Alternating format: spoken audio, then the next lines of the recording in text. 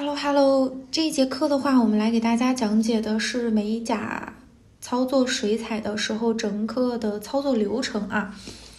那么首先的话呢，我们正常做美甲的一个步骤大家都知道，对不对？我们肯定要先去涂平衡液啊、处理液呀、像防翘啊这些，然后再涂底胶，在底胶之上去涂颜色啊。因为做水彩之前，我们要首先有底色的。因为水彩它是一个透明效果的，所以它的情况下，在做水彩之前，我们首先甲面上一定要铺底色啊。那所以老师的第一项的话，我就先去写的就是底色，我们一定要上啊。那在底色之前，底胶这些老师就不写了哈。那我们来操作的第一步就是选好我们的底色。第二步骤的话呢，在底色之上，我们要开始操作水彩了。那么在上一节课程当中，我们有给大家说过，不能直接在色胶上面去操作水彩，对吧？我们要去先涂一层什么？磨砂封层。所以说，在颜色之上啊，直接选择一个颗粒感更重一点，并且是沾粉的啊，这样的磨砂封层。然后要注意的事项啊来了，底色我们正常去涂，如何选择底色我们也在之前的课程当中给大家说过了，这里老师不重复去赘述了。那么在涂磨砂封层的这阶段呢，它需要注意到以上几点啊。首先第一点就是我们不要包边。为什么这么说啊？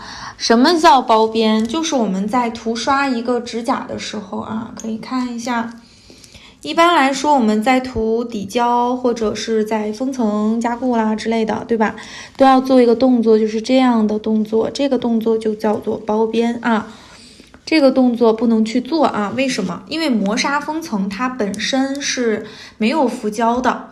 也就是说，它和后面的胶它是没有任何的结合力的。那这个时候，如果说我们提前已经去包好边的情况下啊，假设说我们包边了，后面你再操作水彩的话，因为上一节课老师有讲过，水彩的话它是用清水去操作。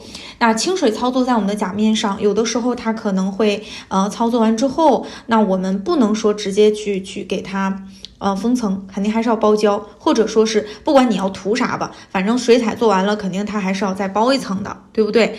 那因为水彩它还会溶于水啊，操作完以后，它的这个颜色在我们的甲面上，随时随地你用点酒精、用点清水一擦就掉了，所以肯定要包起来啊，就是这么简单一个原理。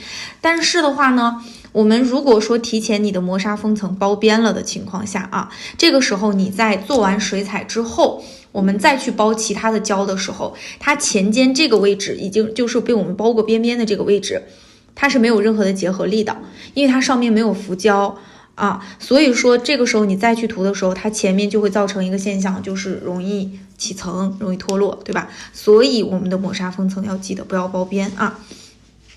那么这个是我们要注意的第一点，对吧？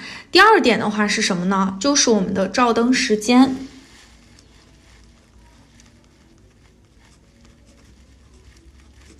照灯时间啊，一定要超过60秒啊，也就是大于60秒钟或者等于60秒啊，就是最少要照到60秒钟。那为什么这么说啊？磨砂封层有很多宝贝做完之后啊，在照灯的时候，假如说你照个10秒、20秒、30秒就把它从灯里拿出来的话，它这个时候的磨砂封层是没有被完全照透的啊。有的时候呢，我们再到这个没有被完全照透的磨砂封层上面去操作水彩的话，它会有一种情况就叫做上面是打滑的。啊，就它没有完全形成出一个磨砂的效果，这个时候你就把它从灯里拿出来了。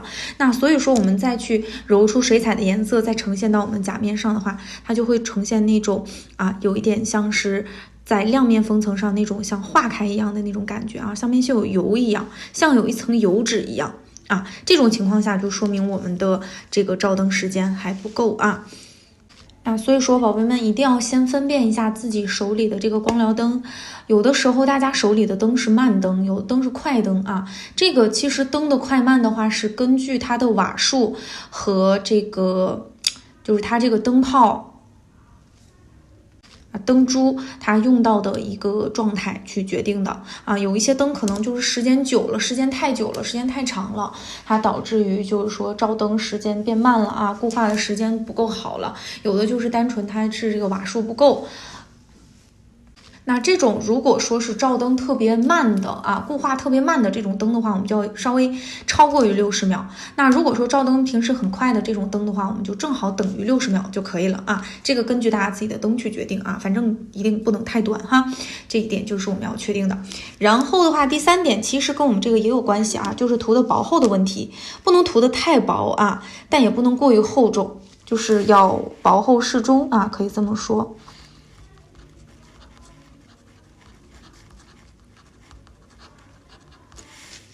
这一点的话，我们就是在涂刷时候去找到它这个感觉就可以了。然后磨砂封层的话，我们如果说啊不小心包到边了，哎，我已经涂完了，我这个时候照灯了，我才想起来我接下来要做水彩，那这个时候我已经包到边了，那怎么办呢？怎么去挽救啊？这个时候你可以选择用到这样的错条啊，去给它解决。错条有粗面有细面，对吧？粗面这一面就是颗粒感啊更重一点的，这种就是这一面就是稍微光滑一点这一面。平时我们修行的话呢，一般来说都是用比较细腻的这一面，对吧？那这种情况下啊，你把它从灯里面正常去照灯啊，正常照完灯，照完60秒钟之后拿出来，把前面这个位置给它打磨掉，把你包边的这个位置给它错掉。啊，就是这么去操作，这个是补救办法啊，但是不要所有的都这么操作，一是费功夫，第二遍再者来说就是底下，毕竟我们底下涂色胶和底胶你都被你打掉了，对不对？就是很难把握说刚刚好把磨砂封层打掉又保留色胶，这个基本是不太可能的，所以说我们还是要提前去注意这个问题啊。那磨砂封层上好了，这个时候我们就要上水彩了，是不是？那第3个步骤开始操作水彩。操作水彩的话呢，我们需要这样几点啊，尤其是操作在真人指甲上，有的时候我们操作在这个甲片上啊，也就是当我们在制作穿戴甲的过程当中，那可能说操作到哪里都没关系啊，擦掉啊，抛一下呀，这都没关系。但如果说操作在真人指甲上的话，一旦就是说操作不好，再处理就会变得比较麻烦，对吧？所以我们在操作真人指甲的时候，需要注意到的一点就是说，不要把水彩啊，尽可能的不要把水彩操作到边缘。啊，这个边缘是指前尖啊，整个指甲的前端的位置，两侧这个位置，啊。那我们的话，如果说是后缘的这个地方和这个位置啊，也就是靠近就是两侧肉的这个位置，那怎么办呢？很多宝贝在操作，尤其是水彩要画彩绘还好，对吧？因为可能只有局部分一小面积上有水彩，但是一旦说我们要操作晕染的款式，也就是大面积的去上水彩的颜色的时候啊，比如说哪种，比如说这种就是很典型的一个例子啊，我大面积的去揉水彩的颜色的时候，这个时候怎么办啊？我们尽量要把这个水彩呢操作到靠近边缘以里啊，大概隔出来1毫米左右的一个位置，我们可以去画一下啊。假如说这个是我们的一个甲面，对吧？那你操作水彩的时候，我们稍微在这个里面稍微留一点点边缘线啊，这样去操作，前面的这个地方最后可以抛啊，两边这个位置最后可以抛，但是尤其是后缘这个地方最好是要留一下的。但是很多宝贝的话，可能尤其是操作大面积的时候注意不到这个问题，那怎么办啊？我们可以先把这个先写一下啊。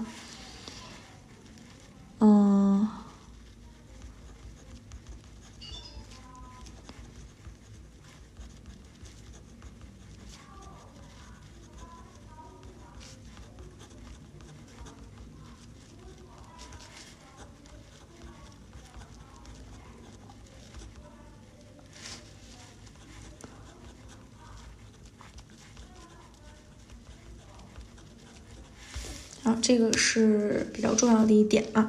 很多宝贝的话，如果说这一个我们做不到的情况下，或者说觉得尤其大面积操作晕染的时候，这一点很难达到，我们可以说用到一个什么样的方式呢？就是我们在涂刷磨砂封层的时候，你就涂出来啊，稍微有一点点这个距离。为什么啊？因为你在留出来这一个距离之后，你的水彩涂不到这个位置上去，它只能在磨砂封层上显色嘛，记得吧？它只能在磨砂封层上显色，就导致于你的磨砂封层到哪里，你的水彩就到哪里；你的磨砂封层到这儿，水彩就到这儿。你磨砂封层到这儿的话，你的水彩这个位置、这个区域，水彩是呈现不出来任何颜色的啊，就是这个原理啊。还有第二点，我们这个是第一点哈。第二点，我们需要注意的就是水量不要过多。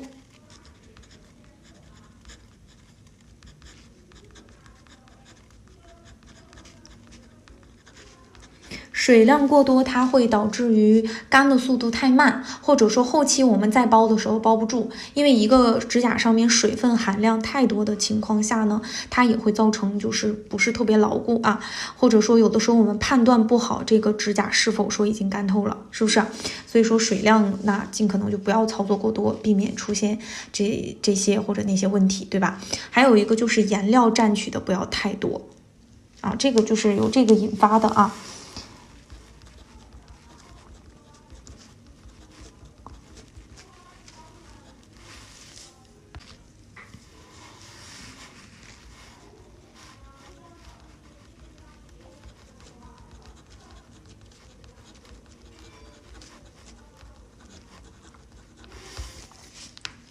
这个是第二点。什么样的情况下是颜料占取过多啊？我给大家进行一个演示。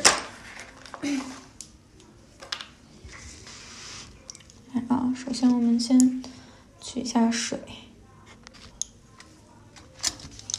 取完水之后啊，取水量过多的话，看这个程度就是取水量过多，恨不得都能滴下来水了。这个是第一点，取水量过多的问题啊。第二点就是我们说不要过度取颜色的问题，稍微吸一下水分啊，太多了。过度取颜色就是你盯着这一个颜色，拼命的取，拼命的取，直到有一种黏糊糊的状态出现，然后你用着这个状态在你的甲面上去画大面积的颜色，这种状态下就是颜料占的太多了。大面积上色的时候是不需要去占这么多下的啊，除非我们想要说画一种很实的线条。像我之前做过一个凤凰的款式啊，像是这个款啊，里面的这个每一根线条这都是水彩画的，它的这个取胶量就需要去浓一点，但是也不至于浓成这个样子啊。比这个基本上调出来之后，我都会再加一点点水的程度啊，是需要那样的一个粘稠量，这种就太稠了啊，加的这个太多了。有的时候它即便你感觉它干了，它过后是里边的会中空，会特别容易再翘起来的啊，所以说不要取这么多。那这个是我们操作水彩的一个啊，整体的话呢就是这样。还有一点啊，晾干。你要等它完全晾干，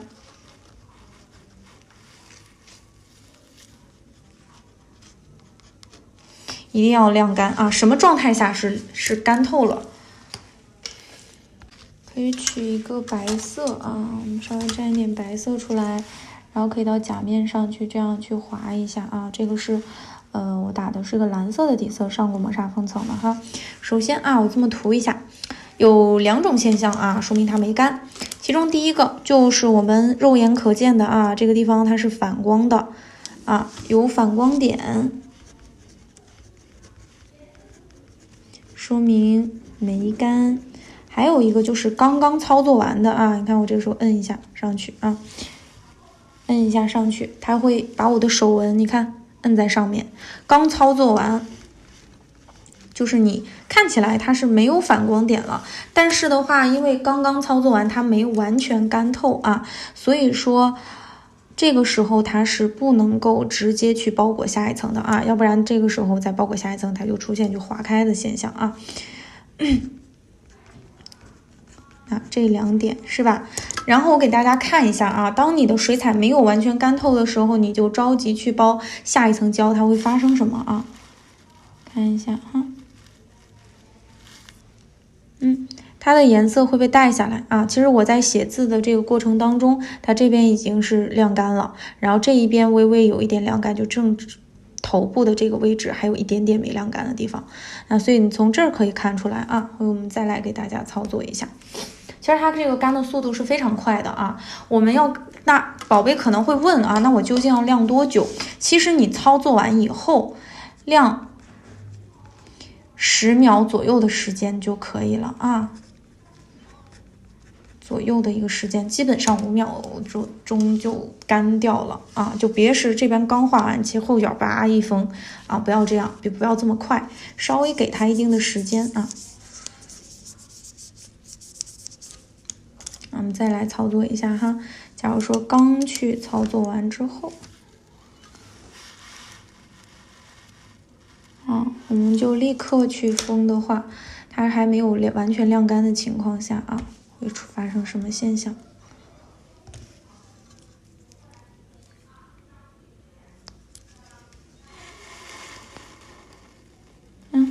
颜色就花掉了啊！这种情况下就说明它还没完全干透呢，但是你就着急给它包胶了，对吧？还会出现这种情况啊，所以说我们一定要注意晾干。晾干的话也很快，只要我们的取水量合适，取的颜料合适，基本上晾10秒左右它就干了啊。然后我们操作完这个以上是水彩的一个操作需要注意的。然后操作完水彩之后，我们要接下来进行的第4个步骤是什么啊？第4个步骤不是立刻去包啊，第4个步骤叫做抛膜。抛膜用什么抛膜啊？海绵搓，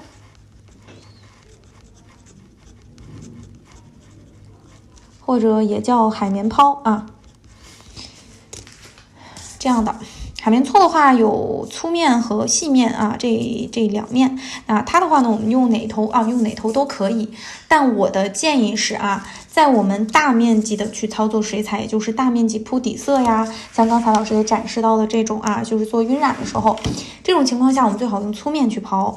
那普普通通的，我们去给它做一个小彩绘呀，这种款式用到的取水量取的水彩没有很多的时候，这个时候用细面就可以啊。但是不管怎么样，我是建议大家养成一种就是习惯，操作完水彩之后，我们第一时间就是要抛一下啊。这种的话是帮助于我们，有利于我们过后操作完水彩之后，它是很结实很牢固的啊。抛的话怎么去抛啊？抛什么位置？首先你看我们包边包哪个位置，你就抛哪个位置啊。我这个的话，你看我这个操作的是一封水彩的山水啊，它的水彩有超过。我为什么要抛啊？很多的宝贝在操作水彩的时候，它是不小心这个水分又流淌下来，或者操作的时候一笔直接带过去了，它容易说操作到两边指甲这个位置，所以我们要去抛一下，把这个位置啊，它有带掉的部分，咱给它搓掉啊，搓成这样的一个感觉，看到吗？它留有1毫米左右的一个距离了。那这种情况下，我们才能去包啊。那搓就是重点要搓两侧前端。这个位置，对吧？这样的啊，在我们操作晕染大面积上水彩颜色，或者操作多层水彩颜色的时候，建议用粗面去抛啊，这一点大家可以记一下，我在这里就不写了哈。如果大家做的是穿戴甲啊，如果你这个款式我们是要做穿戴的，后缘也可以戴一下。这个就是养成一个好习惯啊，做完水彩之后直接就抛膜，这样的话你的水彩就肯定会很牢固。然后第5点，做完之后了，抛膜完之后了，我们用底胶包裹。至于为什么要用底胶包裹，我们之前也有讲过了，然后选择一个什么样的底胶，对吧？我们也有给大家讲过了啊，这里不再重复赘述了。用 Missing 的这个调和底胶，对吧？底胶包裹啊，底胶包裹的这个步骤的话，我们也要注意啊，它的照灯时间是多少？我们也之前有写过，对不对？最好是照到60秒钟这样一个时间，那以免我们最后再去操作其他的彩绘的款式啊，彩绘线条需要擦浮胶，对吧？避免我们把水彩的颜色直接带掉啊。然后在第6步封层，或者说你想画点啥、贴点啥、干点啥别的，那这些就不放在水彩的操作步骤里面了哈。然后其中有一点的话啊，一旦我们在这个整个操作过程当中啊，我需要的是双层的去上水彩，也就是刚才我所说的多层次的去叠加水彩的话，我们怎么样操作？这个的话呢，就是需要中间再去隔断一层磨砂封层了，你们就反复进行2、3这个操作就可以了啊。具体实操的话，我们会在后面的课程当中去给大家讲。也就是你操作完第1遍水彩，上面你再想叠加一个颜色，为了不让第1层和第2层混色的情况下，这个时候我们要再涂一遍磨砂封层啊。至于照灯时间啊，注意事项不要包边，薄厚适中都是一样的啊，一个是技巧，然后再到这个上面再去叠加水彩，做完之后再去重复这个步骤啊。还有就是我们底胶的这一层啊，就是整个这个地方进行完毕之后啊，底胶的这个步骤还需要注意的一点就是一定要从它开始啊，就开始这个时候开始要包边了，因为前面的位置。操作磨砂封层的时候，这个时候不要包边，操作水彩不能包边，对吧？泡沫磨完之后，底胶开始包边了，封层也要包边啊。这一点的话，就像我们涂色胶是一样的啊，没什么例外，就是封层肯定是要包裹的。那这一个以上才是我们整个的操作水彩的一个流程啊。那好了，这节课就上到这里了，拜拜。